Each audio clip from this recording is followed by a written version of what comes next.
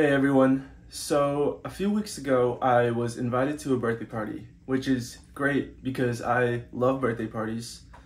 But the problem was that I already had tickets for an event on the same day where I would go see some local DJs play some of the dance music that I like. I really wanted to go to both of these things, but I can't be in two places at once. When I thought about committing to one plan and canceling on the other, I would feel anxious, guilty, and slightly obsessed with the idea of potentially missing out on a very rewarding experience. So in the end, I decided to sell my tickets and go to the party, the birthday party, and I had a very fun time and I wouldn't change my decision. But later, I was looking at pictures on Instagram of that other event I missed, and I felt anxious and sad because it still seems like I missed out on a fun, memorable time. Now, this is a feeling I've experienced many times, and I'm sure you have too.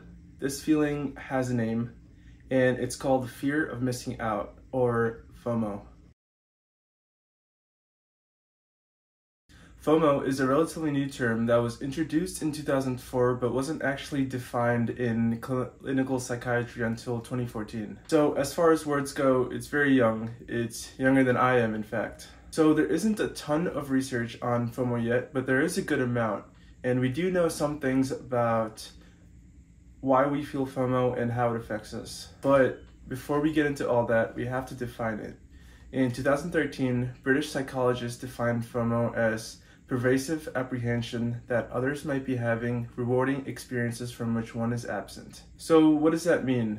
Well, there's two parts to it. First is this perception that we're missing out on some social activity, and this is followed by compulsive behavior to maintain these social connections. For example, your friends invite you to hang out, but you can't join them because you have to study for an exam.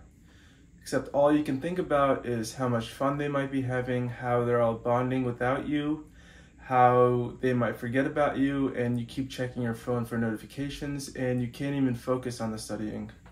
This feeling definitely sucks, but why do we feel FOMO anyway? Well, there's multiple hypotheses and corresponding research to back up those ideas, but the one I find most compelling is based on a concept called the self-determination theory. According to the self-determination theory, we all have three psychological needs that need to be met, and these are the needs for competence, autonomy, and connection. The need that relates to what we're talking about today in this video is the need for connection or social relatedness. We need to feel connected to other people and feel a sense of belonging to a group. So FOMO is actually a negative emotional state that results from unmet social needs.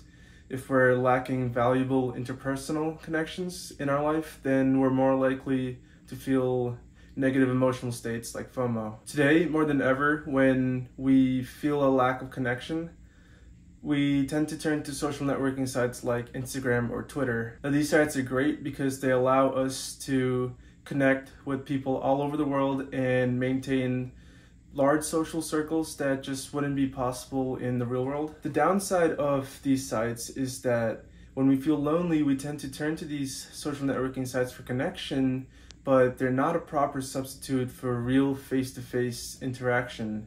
And so we end up feeling more disconnected, and so we spend more time on the internet, which creates this vicious negative feedback loop. On top of all that, on these sites, we're faced with a lot of details of other people's lives all the time, and so we're faced with the continuous uncertainty about whether what we're doing is enough.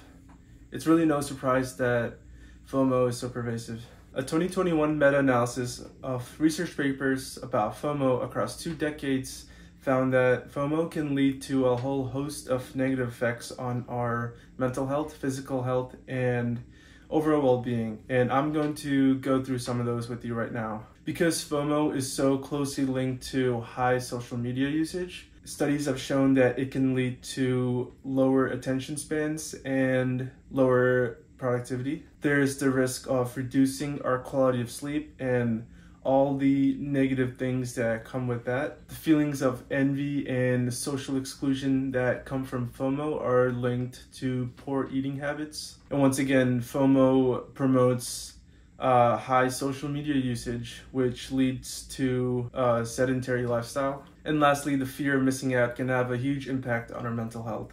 It has been shown to increase anxiety, specifically social anxiety, and the fear of social exclusion. In addition to that, FOMO, coupled with improper social media usage, can cause you to make upward social comparisons, which leads to depressive symptoms. All of that sounds scary, but there is good news. There are solutions for dealing with FOMO. Now, it'll be impossible to fully get rid of FOMO, but we can and should try to reduce and control it. The main type of treatment is cognitive behavioral therapy, which is a type of psychotherapy aimed at helping you change unhealthy ways of thinking and is often used to treat mental health illnesses like anxiety and depression. Unfortunately, I am not licensed as a mental health counselor, nor is this the proper medium for therapy, but I really do encourage people to seek a professional therapist if they feel affected by FOMO. Another approach is something called FOMO reduction, or FOMO-R. This method is specifically designed to teach you skills and tactics to reduce improper social media usage and teach you how to deal with FOMO and build resilience. Explaining everything about FOMO reduction would make this video way too long, so we're in the process of writing an accompanying blog that will come out soon. You'll definitely want to sign up for our newsletter so it gets sent straight to your inbox once it's out. One last thing. Something that really helped me to reduce FOMO goes back to what I was mentioning earlier about our innate need for connection. Focusing on strengthening my relationships with my friends and not replacing that important face-to-face time with social media and other forms of solitary entertainment like Netflix or video games really helped me to better control my fear of missing out. Alright, that's it for this video. I hope you learned something because I definitely did. It took a lot of time and effort to research and make this video, so if you got any use out of it, leave a like and subscribe.